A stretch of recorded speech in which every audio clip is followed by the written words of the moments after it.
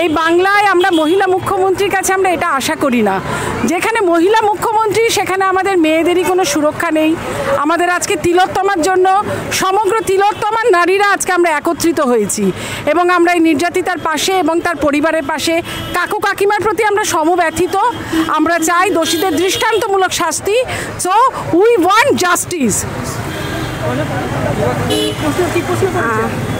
প্রশ্ন দেখুন, আজকে আমাদের এই লড়াইটা একজনের নয়, এই লড়াইটা প্রত্যেকটা নারী জাতির, প্রত্যেকটা দায়িত্ববান হাজব্যান্ড, দায়িত্ববান মানে দাদা ভাই, সবার প্রত্যেকে মিলে যদি আমরা যুদ্ধটা না করি তাহলে আমরা সারা জীবন কেউ না কেউ তিলোত্তমা হতেই থাকবে। আমার পরে একজন লাইন, আমারও তো এখন আমি মানে ঘর থেকে বেরোলে ভয় পাই যে আমি তিলোত্তমা না হয়ে যায়। আমি চাই না আমার নামের পাশে আমার নামের পরিবর্তে তিলোত্তমা হোক, বা আমার বাচ্চা আমি তাকে রাস্তায় আমি সুরক্ষিতভাবে ছাড়তে পারছি না, তো আমি চাই না আমার নামের জায়গায় তিলোত্তমা হোক বা আর অন্য কোনো বোনের নামের পাশে তিলোত্তমা বসুক। এটা আমরা সবাই মিলে যুদ্ধটা করতে চাই। দেখুন, রাজা রামমোহন রায় বলুন, বিদ্যাসাগর, যারাই হোক না কেন, নারীর জন্য যে যাই করেছে একবারে ঝামেলা করে হয়নি। যুদ্ধটা অনেকটা যুদ্ধ করতে হয়েছে, তারপরেই কিন্তু একটার পরে একটা হয়েছে। তো আমরাও সেরকমই যুদ্ধ করব, এটা একদিন না একদিন এটা সঠিক বিচার আমরা পাবই, আর এটা আমাদের পেতেই হবে। আমরা দাবি করছি, এটা আমাদের দিতেই হবে, দিতে তো হবেই, কারণ আমরা অনেক দিন অপেক্ষা করে গেছি। আর নয়, আমরা প্রত্যেকটা নারী সুরক্ষিত হতে চাই, আমাদের সুরক্ষিত করুন। আমাদের বাংলার নারী যে আমি বাংলার নারী, আমি বাংলার দিদি, সে দিদি আমাদের এইটা করে দিক না, বিচারটা করে পাওয়ার সুযোগ করে দিন। যে আমি দিদির উপরেই তো অপেক্ষা করে বসেছি। দিদি কেন? দিদি তো একটা নিজের নারী, দিদি তো একজন নিজের নারী, সে কেন আমাদের বিচারটা পাইয়ে দিচ্ছেন না? তো আমরা চাই উই ওয়ান্ট জাস্টিস আমাদের দিতে হবে, দিতেই হবে। দেখুন, এটা একটা বিরল ঘটনা যে আমরা যে প্রশাসনে রয়েছি সেই প্রশাসন বিচার চাইছে, তারা রাস্তায় নামছে, এদিকে বিচারও চাইছে, আবার ওদিকে 21টা বাঘা উকিলও নিযুক্ত করেছে এই যারা দুষ্কৃতী তাদেরকে বাঁচানোর জন্য। তাহলে এটা কেমন বিপরীতধর্মী কাজ হলো? এখানে বোঝা যায় যে আমাদের শাসক সে কতটা আমাদের শাসন করতে সুশাসন প্রতিষ্ঠা করতে পারবে, এটা একটা ব্যাপার গেল। তারপরে তথ্য প্রমাণ পর্যন্ত লোপাট হয়ে গেছে। সেই তথ্য প্রমাণগুলো এমনভাবে লোপাট করেছে যে আজকে কতদিন হয়ে গেল এখনও পর্যন্ত কেউ অ্যারেস্ট হলো না, এবং যারা প্রশাসনের সঙ্গে যুক্ত তারাই এই সমস্ত কুকর্মগুলো করেছে। এটা একটা লজ্জার ব্যাপার পশ্চিমবঙ্গে। আরও একটা ধিক্কার জানাই আমাদের মুখ্যমন্ত্রীকে, একদম নাম ধরেই বলছি, মমতা ব্যানার্জিকে। তিনি কণ্ঠরোধ করার জন্য যারা ফেসবুকে কোনো রকম অভিমত জানাচ্ছেন তাদেরকে অ্যারেস্ট করা হচ্ছে। যারা এবিপি আনন্দে আসছেন, এমনকি মীর সেদিনকে বললেন যে চেয়ারগুলো প্রতিদিন এক একজন করে আসছেন তাদের সবাইকে অ্যারেস্ট করা হচ্ছে। এইগুলো জনগণের কণ্ঠরোধ করা হচ্ছে। এইভাবে কণ্ঠরোধ করে কোনো অন্যায়কে ধামাচাপা দেওয়া যায় না।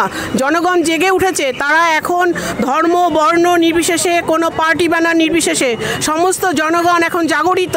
এই জনগণের তোড়ে বানে এই নবান্ন ভেসে যাবে একদিন, এই আশায় বেঁচে আছি। জাস্টিস চাই। এখন সবার, আমাদের ঘরে প্রত্যেকের ঘরে মেয়ে আছে এবং এই মেয়েগুলো বড় হচ্ছে। আমরা এখন নিশ্চিন্তে মায়েরা ঘুমোতে পারি না, কখন কি হবে। এই আতঙ্কের একদিন অবসান হোক, দেশে সুশাসন আসুক এবং আমরা যাতে ভালোভাবে বাঁচতে পারি সেই ব্যবস্থাই হোক। সকলে যেটা বললো আমিও তার সঙ্গে একমত। আমরা একটি নারী শাসিত রাজ্যে বসবাস করছি, অথচ আমাদের নারীদের কোনো সুরক্ষা নেই।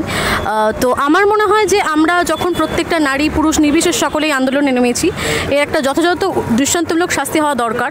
কিন্তু এই শাস্তি যদি না হয়, এইভাবেই যদি আন্দোলন দিনের পর দিন চলতে থাকে, তাহলে আমার মনে হয় না জনগণের সুবিধার্থে এবং রাজ্যে কোনো রকম শান্তি শৃঙ্খলা বজায় থাকবে। কারণ এইভাবেই যদি চলতে থাকে, কারণ আমাদের পরবর্তী প্রজন্মের জন্য আমরা কী ভবিষ্যৎ রেখে যাব?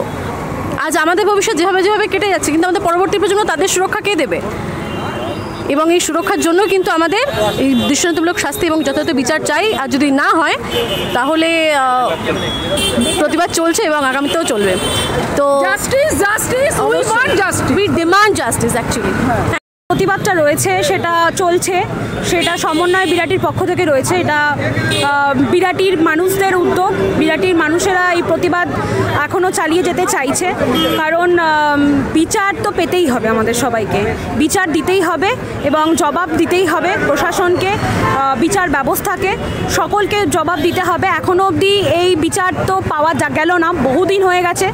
আমরাও এখনও দিন গুনে যাচ্ছি, প্রতিবাদ করে যাচ্ছি এবং প্রশাসনের লাভ লাস্ট টাইম যেটা আমরা দেখলাম যে আন্দোলনে যে ছাত্রদের ওপর যে রকমভাবে অত্যাচার হয়েছে বা যে রকমভাবে আঘাত করা হয়েছে, সেই জিনিসটা খুবই খুবই একটা ডিসঅ্যাপয়েন্টিং একটা ব্যাপার আমাদের প্রশাসনের কাছ থেকে।